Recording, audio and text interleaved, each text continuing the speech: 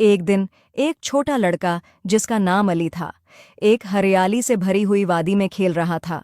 खेलते खेलते उसे जमीन में धंसा हुआ एक पुराना खजाने का संदूक नजर आया। लड़के की आंखों में हैरत थी। वो झुककर संदूक के करीब आया और एहतियात से उसका ढक्कन खोलने लगा। जब लड़के ने संदूक का ज़ंग आलूद ढक्कन उठाया तो इसमें से एक सुनहरी रोशनी निकली और चारों तरफ फैल गई। लड़का हैरत और तजस्सुस से भर गया और उसकी आंखों में हैरत की चमक थी। वादी में एक जादुई चमक फैल गई और हवा में चमकती हुई ज़रात तैरने लगे।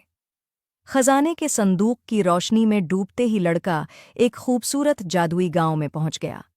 इस गांव में रंग बरंगे घर थे और गलियों में हर तरफ खुशबू फैली हुई थी। लड़के की आंखों में हैरानी और मसरत की झलक थी। इसके अर्धगिर्द मिट्टी के बर्तन हवा में तैर रहे थे और जादुई चराग उसे रोशनी दिखा रहे थे। लड़का गांव के चौक में पहुंचा, जहां उसे बोलते हुए जानवर नजर आए। एक बिकरी जिसके गले में रंगीन घंटी लटकी हुई थी और एक मरगा जो दीवार पर बैठा हुआ था, लड़के से बातें कर रहे थे। लड़के के चेहरे पर हैरत और खुशी की मिली जली कैफियत थी और उसके होंठों पर मुस्कुराहट फैल गई। लड़का जादुई गांव के एक बाजार में घूमने लगा, जहां जादुई चीजें फरोख्त हो रही थीं। फल चमक रहे थे, कपड़े हवा में तैर रहे थे और खिलौने बातें कर रहे थे।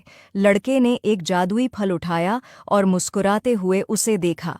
बाजार रंगों और खुशियों से भरपूर था। गांव के दरमियान में एक अक्लमंद दरख्त था जिसकी सुनहरी पत्तियां थीं। लड़का दरख्त के सामने खड़ा था और दरख्त उसे बहादुरी और नरमी का कीमती सबक सिखा रहा था। लड़के के चेहरे पर गौर व फिक्र की झलक थी। वो दरख्त की बातें गौर से सुन रहा था और गांव का माहौल पुरस्कून और खामोश था।